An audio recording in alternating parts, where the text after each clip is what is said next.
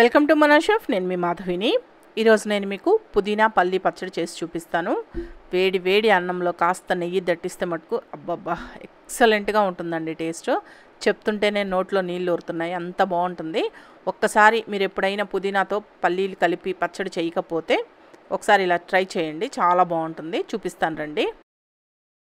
ఈ పుదీనా పల్లి పచ్చడి కోసం నేను ఈ సైజులో ఉన్నది ఒక పుదీనా కట్ట తీసుకున్నానండి. మీడియం సైజులో ఉంది ఈ కట్ట.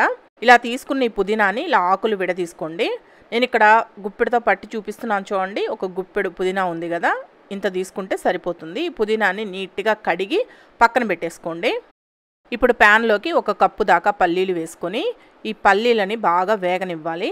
లో టు మీడియంలో పెట్టి నిదానంగా వేయించుకున్నారంటే పల్లీలు లోపల వైపు కూడా వేగి పచ్చడి రుచిగా ఉంటుంది. పల్లీలు బాగా వేగాలండి. హై ఫ్లేమ్లో పెట్టి వేయించేశారంటే పల్లీలు పైన కలర్ వచ్చేస్తాయి, లోపల సరిగా వేగవు. అందుకని లో టు మీడియంలో పెట్టి ఈ విధంగా వచ్చేటట్టు వేయించుకొని వీటిని ప్లేట్లో వేసుకొని పైన పొట్టు మొత్తం తీసి పక్కన పెట్టేసుకోండి. ఇప్పుడు మళ్ళీ ఇదే ప్యాన్ని స్టవ్ పైన పెట్టుకొని దీంట్లో ఒక టేబుల్ స్పూన్ దాకా ఆయిల్ వేసుకొని ఈ ఆయిల్ కొద్దిగా కాగిన తర్వాత ఒక్క చిటికెడు మెంతులు వేసుకోండి. అలాగే ఒక హాఫ్ టీ స్పూన్ దాకా జీలకర్ర కూడా వేసుకొని ఇవి రెండు కాస్త వేగిన తర్వాత దీంట్లో పచ్చిమిర్చి వేసుకోవాలి. నేను ఇక్కడ 15 పచ్చిమిర్చి తీసుకున్నానండి. మీరు ఎంత కారం తినగలరో చూసుకొని తీసుకోండి. పచ్చళ్ళు కాస్త కారంగా ఉంటేనే బాగుంటాయండి, అందుకని పచ్చిమిర్చి కొద్దిగా ఎక్కువే వేసాను నేను. అలాగే పచ్చిమిర్చిని ఆయిల్లో వేసుకున్నప్పుడు ఇలా తుంచుకొని వేసుకుంటే పేలకుండా ఉంటాయి. ఇప్పుడు ఈ పచ్చిమిర్చి ఇలా వేగిన తర్వాత దీంట్లో మనం ముందుగా కడిగి పెట్టుకున్న ఈ పుదీనా మొత్తాన్ని వేసుకొని ఫ్లేమ్ని మీడియం ఫ్లేమ్లోనే పెట్టి బాగా వేగనివ్వండి. పుదీనా బాగా వేగాలి, అప్పుడే టేస్ట్ బాగుంటుంది. ఇప్పుడు చూడండి, పుదీనా బాగా వేగింది కదా. ఇలా వేగిన తర్వాత వీటిలన్నింటినీ తీసి ఏదైనా బౌల్లో వేసుకొని పక్కన పెట్టేసుకోండి. ఇప్పుడు మళ్ళీ ఇదే ప్యాన్లోకి మరొక టేబుల్ స్పూన్ దాకా ఆయిల్ వేసుకొని ఈ ఆయిల్ కాగిన తర్వాత దీంట్లో 3 మీడియం సైజు టమాటాలని ఇలా ముక్కలుగా కట్ చేసి వేసుకోండి. దీంట్లోనే కొద్దిగా చింతపండు వేసుకోండి. టమాటాలు వేసాం కదా, ఇంకా చింతపండు ఎందుకు అనుకోవద్దు. కొంచెమైన చింతపండు వేస్తే టేస్ట్ బాగుంటుంది. అలానే మరీ ఎక్కువ వేసుకోవద్దు. దీంట్లోనే ఒక టీ స్పూన్ ఉప్పు, పావు టీ స్పూన్ పసుపు వేసుకొని ఒకసారి బాగా కలుపుకున్న తర్వాత ఫ్లేమ్ని లో ఫ్లేమ్లో పెట్టి మూత పెట్టేసి టమాటాలని బాగా మగ్గనివ్వండి.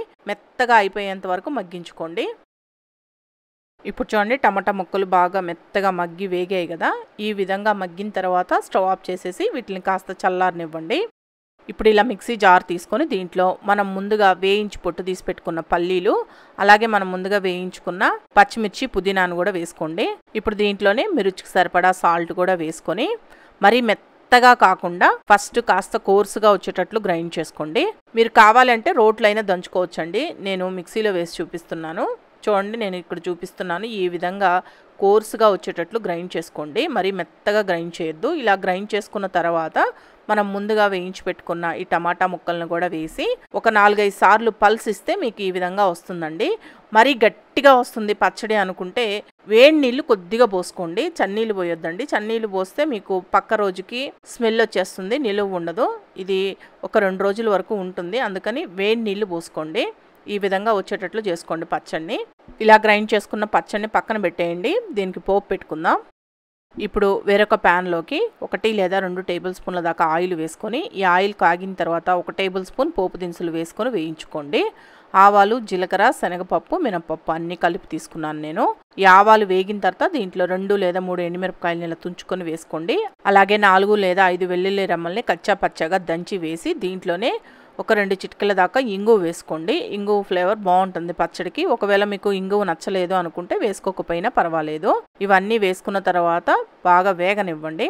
ఈ పోపు దినుసులు వేగిన తర్వాత దీంట్లోనే కరివేపాకు కూడా వేసుకొని వేయించుకొని అన్నీ బాగా వేగిన తర్వాత స్టవ్ ఆఫ్ చేసేసి మనం ముందుగా గ్రైండ్ చేసి పెట్టుకున్న ఈ పచ్చడిని పోపులో వేసుకొని బాగా కలుపుకుంటే పుదీనా పల్లి పచ్చడి రెడీ.